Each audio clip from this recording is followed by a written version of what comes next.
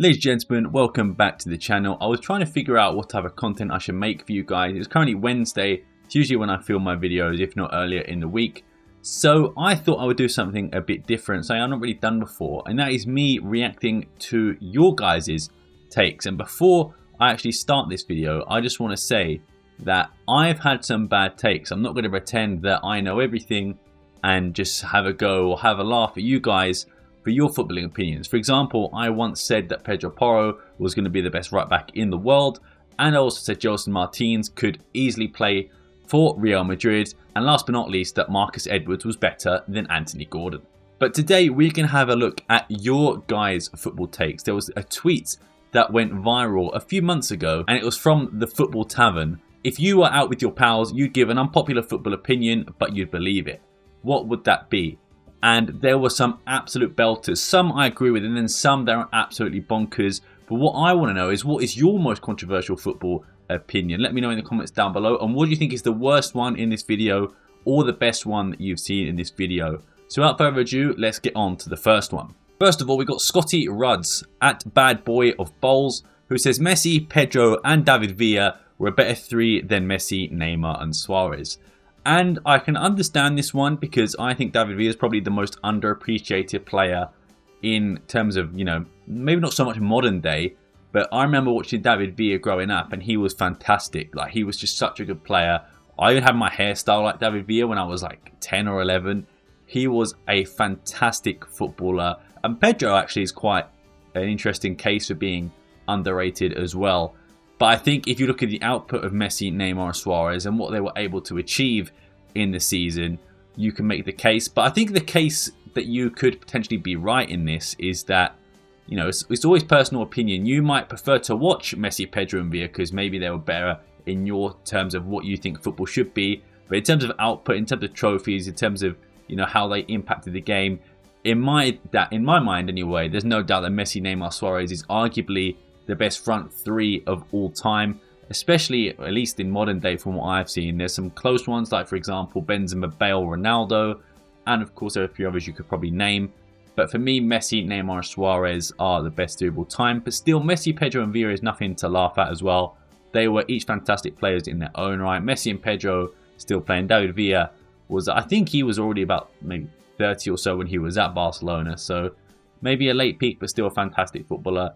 I can't fully agree with this one, although I understand it. If I were to give this one a rating, I would say a 5 out of 10. This one is from Danny at Danny Sumner 7. And he goes, Gary Neville was just as good as someone like Seamus Coleman, but in a much better team, therefore considered one of the best in Prem history. Very average. And I don't agree with this one. I do think there is a case for a lot of Manchester United players that you can argue the system and the environment benefited them. But I don't think that's to say that Gary Neville was overrated or not a good centre-back. Because even for England, I know England didn't really achieve much. Gary Neville was still a fantastic right-back. And let's be honest, if Man United wanted to replace Gary Neville, they easily could have. They had pretty much, unlimited funds at that point. They were signing superstars left, right and centre. But Gary Neville was always dependable. Of course, he's from the Youth Academy class of 92. So there's that going for him as well. I think a lot of people like to downplay Gary Neville. I think Gary Neville likes to downplay Gary Neville when you hear him on the overlap and things like that, saying that he wasn't a very good footballer and that, players like Carl Walker and some other players are better than him. Carl Walker, yeah, fair enough, I can see. I do understand the similarities between Seamus Coleman because they've both been in the Premier League a long time. They're both, right now Seamus Coleman's coming towards the end of his career and he's had a fantastic career for Everton, especially the fee they signed him for. I think it was like under 100k or something like that? It will be on screen for you. But yeah, I don't think this one is that good of a take. I sort of see where they're coming from, but I think Gary Neville's become quite underrated as the years have gone on. But for this one, I would give it maybe a 3 out of 10. I like Seamus Coleman as well, but I just can't back Gary Neville being someone like on that same level. I'm not saying Seamus Coleman was bad, but Gary Neville was one of the best right backs in the Prem all time. Is Seamus Coleman? Not for me personally. Moving on to an interesting one, and it's from David at David Collins C4, and he says, if Roy Keane didn't walk out of Saipan in 2002, Ireland would have made the World Cup semi-final at the very minimum. They should have beat the Spanish and they'd have beaten Korea. They could have beaten the Germans in the semis. They got a draw in the group stages. And this is a very interesting one because I think, much like Gary Neville, that someone like Roy Keane has become a bit underappreciated in the years gone by. I think a lot of people just see Roy Keane as a very hard man that all he could do was smash into players. But he was very technically good, Roy Keane. Great at passing the ball. Could finish when he needs to. I'm not saying he's a great finisher. Very good on the ball for, you know, someone who you just think would smack into people.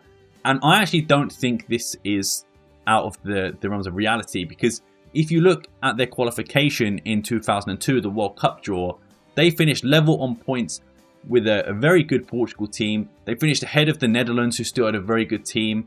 They won 7 games, 3 draws, and they didn't lose a single game in qualifying. And if you actually look at that Ireland 2002 team that would go to the World Cup, you have the likes of Shay Given, who of course was a Premier League keeper for a number of years. Steve Finnan, who used to play for Liverpool, was still a decent enough player, a good player. John O'Shea, Richard Dunn, even someone like a Damien Duff, who went on to play for Chelsea. Of course, Roy Keane we mentioned before. You got Robbie Keane. There was good players in that team, even guys like a Niall Quinn as well. A lot of Premier League talent.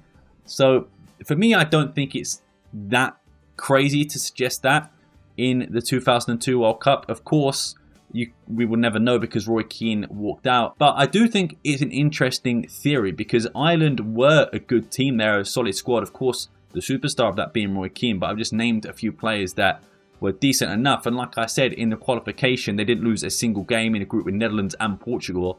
So you have to admire that. And Ireland would actually beat Iran as well to qualify in the sort of intercontinental qualification that they used to do. So I do think Ireland were a good team. The semi-finals, though, I don't know if I'd go that far. Because if we look at Ireland's group, they were drawing at Germany. Germany won the group with 7 points. The Republic of Ireland right behind them with 5 points. But again, they did not lose a single game in the group stage. They had won 1, drew 2, and of course lost 0 in a group with Cameroon and Saudi Arabia as well. And then in the round of 16, they actually faced Spain, who they lost on penalties. Would Roy Keane change the outcome? I potentially think so. And if you look at the rest of the tournament tree after that, the tweet mentioned it already, but you can see they went on to play South Korea. I think the Republic of Ireland could have beaten South Korea. Then yes, I guess to a point they would have made the semi-final, because I think they would have been in that stage. And let's say Roy Keane does play, I reckon they could probably beat Germany and top the group potentially, and that means they would get in a group, or a draw rather, against Paraguay, the US, and then maybe face Germany. So actually, David Collins, I'm going to give this one a 10 out of 10. It's one I actually agree with. Doing a bit of research into it as well, you can look how good the Ireland team was. The fact they qualified out the group without Roy Keane, add a superstar like Roy Keane, like I said, a very underappreciated man now, but I think semi-final at minimum, I can back that 100%. So I'm going to agree with this one. I'm going to give this one a 10 out of 10. It's a very interesting one up next from Tom Holt at Holty98. He says Vidic was never a good centre-back. And I do think there's been some sort of revisionism. Is that the word? Like revision on Vidic's career since he's retired. I thought Vidic was a fantastic centre-back. But you can look at the stats and say, or look at the games, for example, against Fernando Torres. He never really defended him quite well. But to say he was never a good centre-back, I think that's maybe hyperbole. Or maybe he doesn't mean it like that. Maybe he just doesn't mean he's on the echelons of the top tier. So it depends which way you want to look at it. I think Vidic was a good centre-back, no doubt about it. But was he on the level of someone like a Rio Ferdinand, a John Terry, a Sol Campbell, even modern day someone like Virgil van Dijk?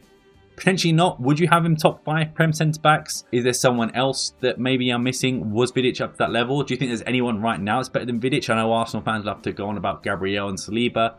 Are they better than Vidic? I don't know. To say Vidic was never a good centre-back, I think is definitely an exaggeration. Maybe you could argue he was a bit overrated and wasn't one of the best of all time, as people have him up there. So I know Manchester United fans will have him up there with someone like a John Terry or a Virgil van Dijk at the moment. But for me, I don't think it's fair to say he was never a good centre-back. So I'm going to give this one a 3 out of 10. I think he was a good centre-back. I think he was actually a great centre-back. But maybe if you were to reword it slightly and say maybe he was a bit overrated, then that I can agree with. But say he was never a good centre-back, I think is blasphemous almost. So I'm going to give this one a 3 out of 10. An interesting one from a Liverpool fan up next. KJ at KJ1310. He says Gerrard slipping was one of the best things to happen to us. And I think if you look at this one, it is entirely true. If you look at the fallout from that Gerrard slip, of course it was embarrassing for Steven Gerrard and Liverpool at the time. But if you look at what happened, it meant Brendan Rodgers would leave, I believe, the season after. In came Jurgen Klopp, and they would end up winning a Champions League. They will also end up winning a league title under Jurgen Klopp, and then winning another one under Arne Slot. So you could argue, and they actually made another Champions League final under Klopp as well, I remember, against Real Madrid. Or did they make 2 Champions League finals? I can't remember. They at least made 1 Champions League final.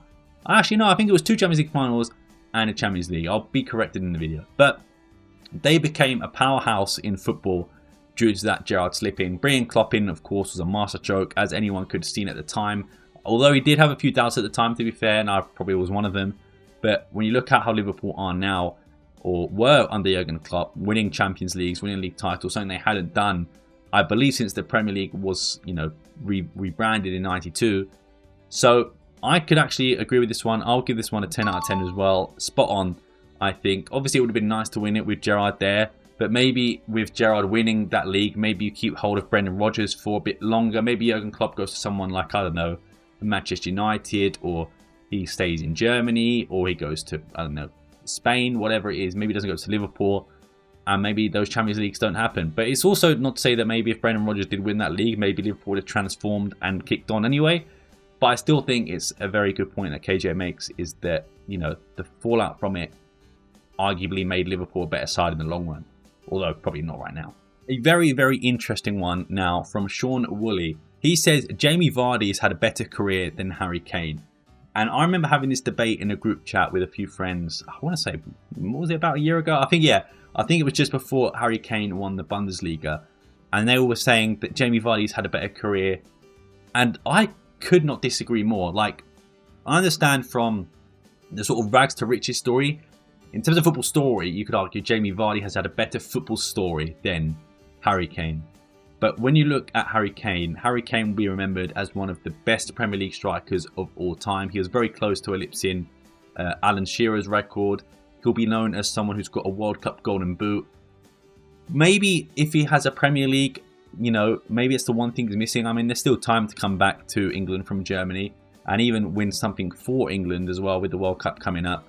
But I don't see the correlation. Jamie Vardy was a great player, no doubt, and he was very good for Leicester. And of course, winning the Premier League for Leicester is an achievement that no one could ever replicate again, and I don't think will ever be replicated again.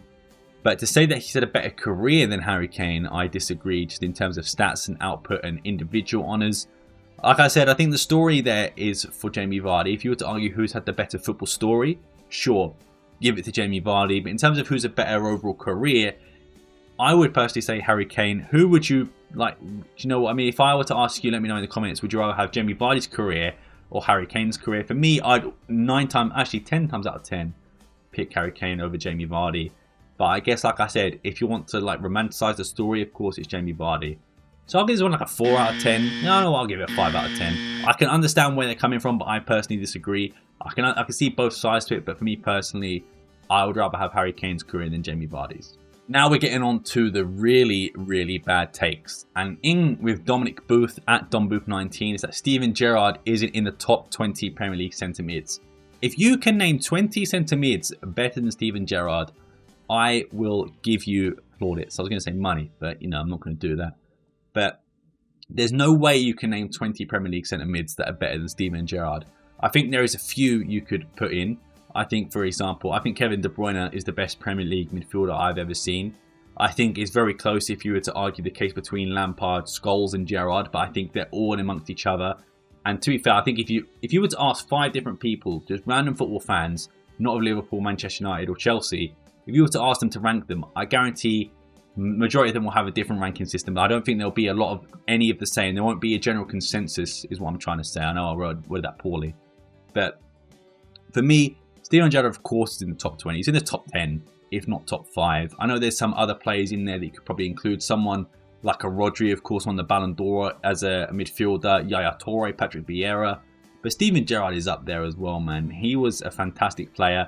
Wanted by Chelsea. I believe wanted by Real Madrid at one point. And, of course, playing for England a lot of the time as well. I think this is a terrible shout. I'm going to give this one a 0 out of 10. As much as, I like it. Controversial opinion. I think this one is just absolutely crazy. So, yeah, say Steven Gerrard is in the top 20 Premier League centre mids of all time. I don't think you could probably name 10 better than him. Maybe at a push. But, yeah, this one 100% is a 0 out of 10 for me. Up next is Pompey Pedro. And he says Raheem Sterling is a top 20 Premier League player of all time. This one is difficult because I love Raheem Sterling. And his contribution to Man City was fantastic. Even for England was fantastic. But top 20... I know it seems like a lot that you could easily fit one in there.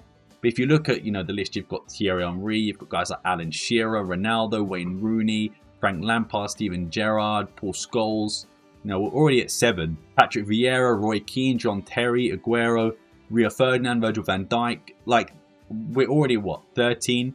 So, I think this one just misses the mark. Top 30? Yes, I guess you can make a case, but... even still, we've not named some fantastic players, Ryan Giggs or, someone like a Didier Drogba, Mo Salah, Peter Schmeichel. I'm trying to think of some other ones. But is Raheem in that bracket? I don't know. It's interesting though, because like I said, I do think he is sort of become a bit, I know I've said it a lot about pretty much every player I mentioned, but they maybe become a bit underrated as time has gone on just because of recency bias. But yeah, I don't agree with this one. I'm going to give this one a 4 out of 10. Just not one I personally agree with. But I can see the case being made for it, but I don't think top 20. Maybe top 30, top 35. But yeah, not top 20. And this one from STB01986. He says if Beckham looked like Peter Beardsley, he'd have spent 3 to 4 seasons in the Prem max. And I'm going to be honest. This is where my controversial take comes in. And like I said, I'm not going to let you guys just get slandered. I'm going to join in. I think David Beckham is the most overrated player in the history of football. But I will caveat that by saying overrated doesn't necessarily mean bad. I'm not saying he's awful. But I think for him, his Man United days were his peak, right? When he first was at Man United and, the treble winning team, of course, was fantastic. But I think as his celebrity status got higher and, his publicity got higher, his football ability did not decline, but I guess he just took his mind off things. And even at Real Madrid, if you watch his documentary, which is a very good documentary, by the way, on Netflix, he was never the man at Real Madrid. He even got benched in his final season because Fabio Capello didn't rate him. So he was never the man. And when he did move to Real Madrid, they didn't win anything. He was never the guy like he was at Manchester United. And then to end up at LA Galaxy, I think before he even turned 30, just sort of hammered that point home for me. That I think he chose fame over football, and there's nothing wrong with that. Of course, he's made generational wealth for probably many family generations down the line, and I'm never going to knock that. And in terms of just pure football ability, David Beckham had it. He is fantastic, set piece delivery, great on the ball. But I think the term overrated comes because he gave it up for the lifestyle, the Hollywood lifestyle, the money, the fame. And like I said, I don't blame him. I respect that. He went down the path that secured his family wealth. But for me, I do think he is overrated, the most overrated player of all time.